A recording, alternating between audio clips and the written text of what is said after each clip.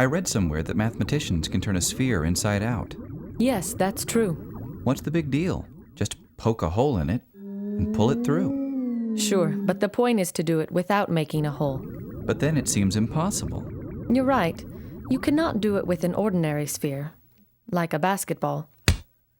You have to understand the rules of the game. This sphere is made of an abstract elastic material that can stretch and bend and pass through itself. But you cannot rip or puncture this material without destroying it, and you cannot crease it or bend it sharply. If the surface can pass through itself, what's the problem?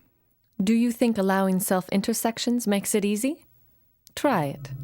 I'll push the two halves right through each other. Be careful. What about that ring around the equator? Remember, you mustn't tear or crease it. Let me try again. That's no good either. You're pinching it infinitely tight. But then there's no way. It's impossible. You'd have to crease or pinch it to turn it inside out. It is surprising, but watch this. Is this it? Is this a sphere turning inside out? You bet. That wasn't easy to follow, was it? To figure out what's going on, let's look at something simpler. A circle. We'll build a vertical wall along the circle so that we can color the two sides differently. Can you gradually turn this circle into this other circle, where the purple and gold sides are reversed without creating sharp corners? Of course. I can turn a rubber band inside out. Remember, we're really trying to turn the circle inside out. We only built the wall so we could see the different sides. Oh, yes. The wall has to stay vertical, and it can't have creases, but it can pass through itself. Fine. Let me try. Watch out. That was a sharp bend. If we could make sharp bends in the material, we'd be able to turn any curve into any other by moving each point of the initial curve in a straight line toward a target point in the final curve.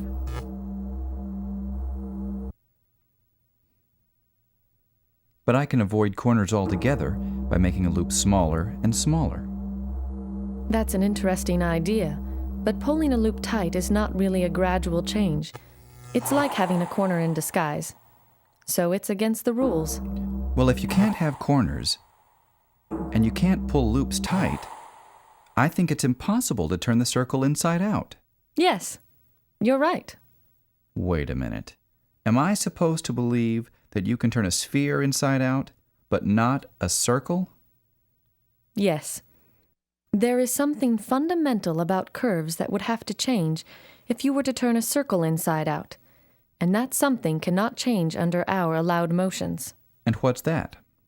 I'll explain. Imagine a monorail atop the wall.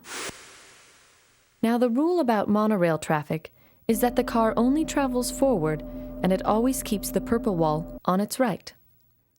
We'll use a diagram to monitor the car's direction. On this track, the car is always turning left.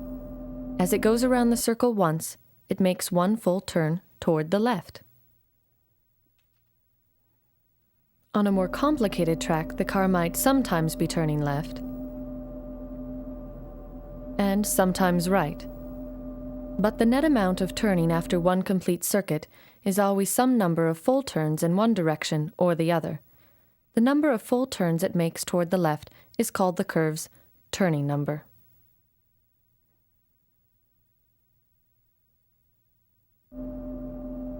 For a curve where there is more turning toward the right than toward the left, the turning number is negative. Hey, and if there's no net turning, the turning number is 0. Right. I had a hard time following the net turning for this winding track. That's natural, but there's another way to get the right answer.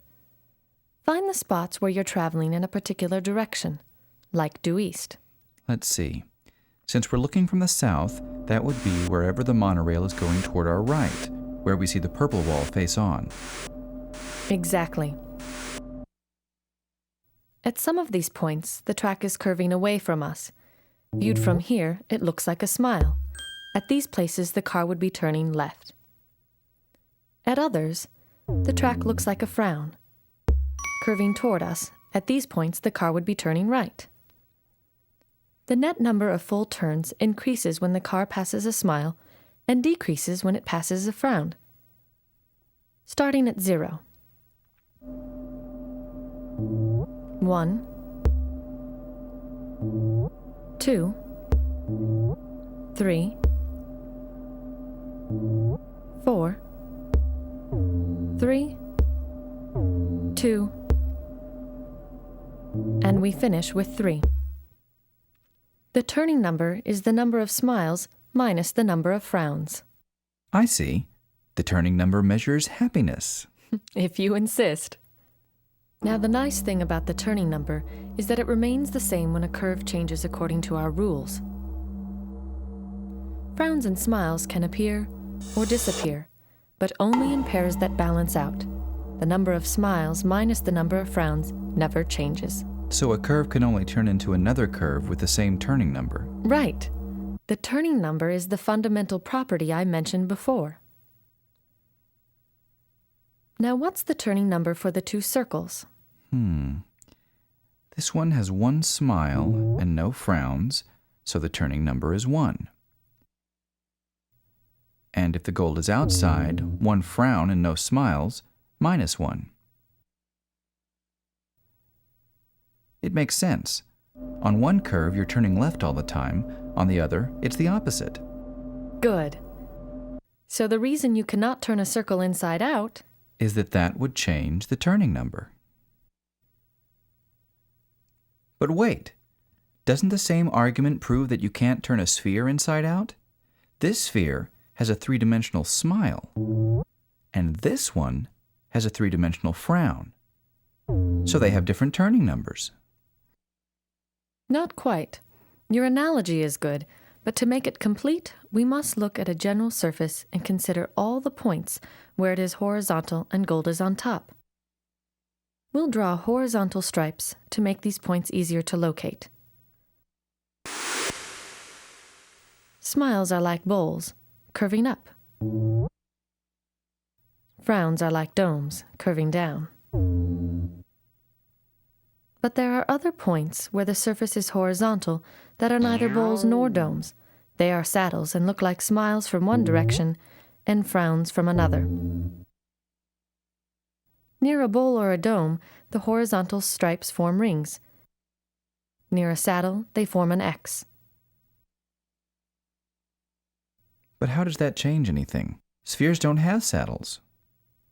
But the point is how these features interact. Look, a dome and a saddle can come together and cancel out. Likewise, a bowl and a saddle can cancel out. But bowls and domes, like electrical charges of the same sign, normally don't get near each other. The unchanging number for surfaces, then, is this. Add domes and bowls and subtract saddles. This number is 1 for the sphere no matter which face is out. Okay, I'm willing to believe that turning numbers don't prevent the sphere from turning inside out as they do the circle, but that doesn't mean you can actually do it. We'll get to that. I know it's hard to see. Steve Smale proved it was possible in theory in 1957, but it took 7 years before Arnold Shapiro found a practical way to do it. Since the problem remained hard to visualize, more methods were invented later by Bernard Morin and several others. I'll show you Bill Thurston's method, invented in 1974. Let's go back to curves for a bit. Remember that this circle can only be changed into curves of turning number 1. Still not allowing sharp corners, right? Of course. Now, can the circle be turned into any curve of turning number 1? Say this one? Let's see. I'll try to go backwards from this curve to the circle. I think I got it. There. Excellent. Now try this one. I'll undo this loop first and push this fold back. Now here. Here we go. Very good. And this one? Whoa. You're not going to ask me to do every single curve of turning number 1, are you? Of course not. What we need is a general method. Do you remember the simple way to transform one curve to another when sharp bends are allowed? Yes. You just go straight from one to the other. That's the one. When the curves have the same turning number, this method can be adapted to work without sharp bends. The trick is to add waves to the curve. Can we do it on a simpler one? Sure. We start by marking small pieces of the curve that will serve as guides for the transformation. We'll concentrate on these segments now. We move the centers of the guide segments straight toward their final destinations on the circle, without any rotation. Next, we rotate the guides so that they are lined up with the circle. Okay. What about the parts in between? That's where the waviness comes in. We make the connecting segments between adjacent guides bulge out into corrugations. This allows the segments to move freely around each other as long as they remain more or less parallel. Oh, I see. The guides can move around without creating sharp bends. Correct. Here is the transformation of the whole curve. The original curve, in blue, develops sharp corners, but the wavy curve is springy enough to remain smooth throughout. We have to keep adjacent guides roughly parallel as we rotate them to align with the circle. This is possible as long as the turning number of the original curve is 1. Why can't we align the guides if the turning number isn't 1? Watch what happens when we try to turn a figure 8 into a circle.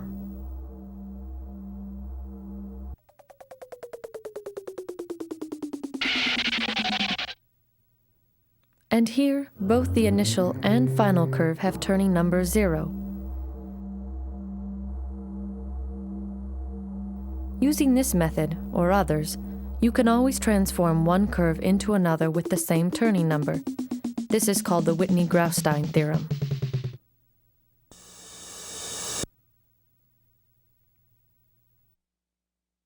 And what does this have to do with the sphere? A lot. Think of the sphere as a stack of circles, deformed into a barrel shape and closed off by caps above and below. Just as we made our curves more pliable by dividing them into guide segments connected by waves, we divide the barrel into guide strips that alternate with wavy strips.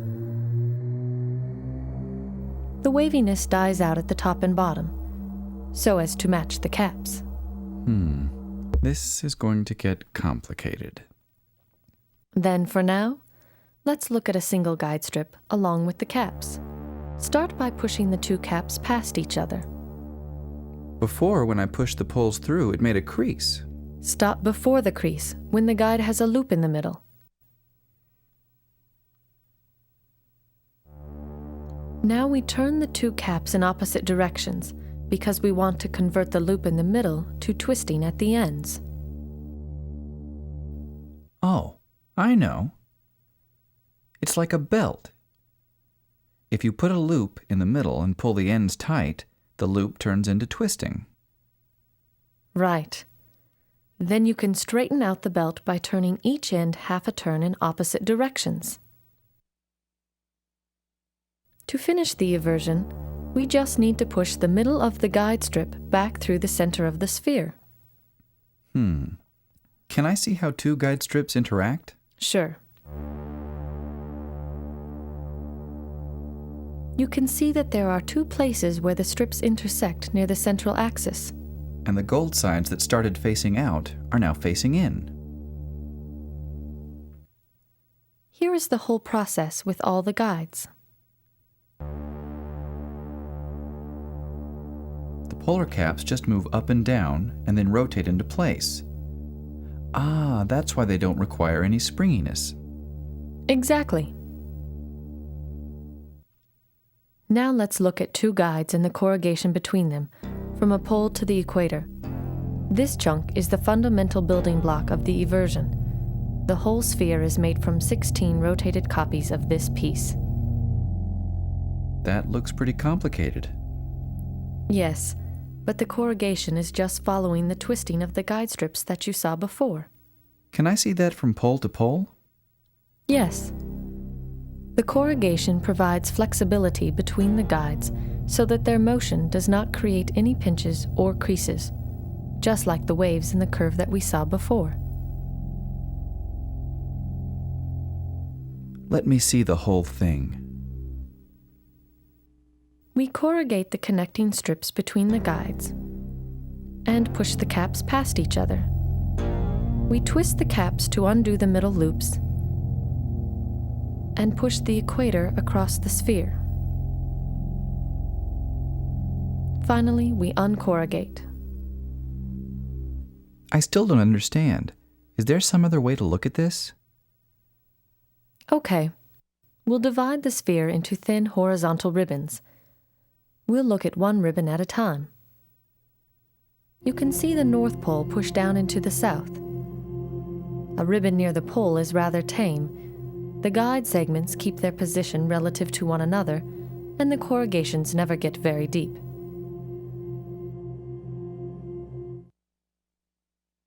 Ribbons closer to the equator are wilder, so we'll split the screen to see what's going on. On the right, the camera tracks the ribbon from above, so its apparent size does not change. This overhead view highlights the symmetries that are hidden in the side view on the left, where we see the position of the ribbon in space.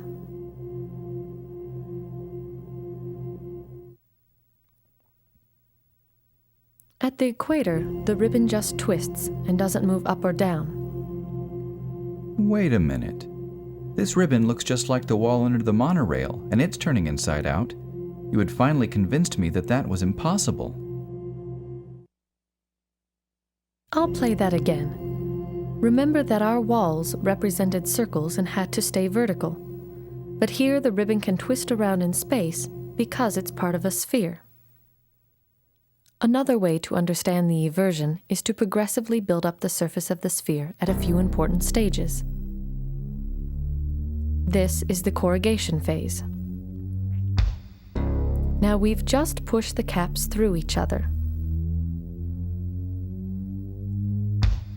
This is the middle of the twisting phase. We can see the complex activity at the equator. At the end of the twisting phase, the corrugations have nearly become figure eights. Here, we're in the middle of pushing horizontally through the center of the sphere. Finally, we show the uncorrugation phase. The sphere is now entirely purple. Wow. I think I'm ready to see the whole thing again. Here goes.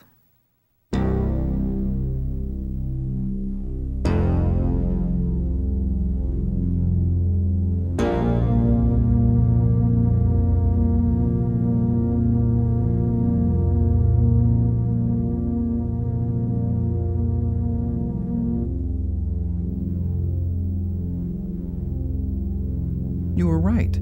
You can turn a sphere inside out without poking holes or creasing it, even though you can't do it for a circle. This is great. Somebody should make a movie about this stuff.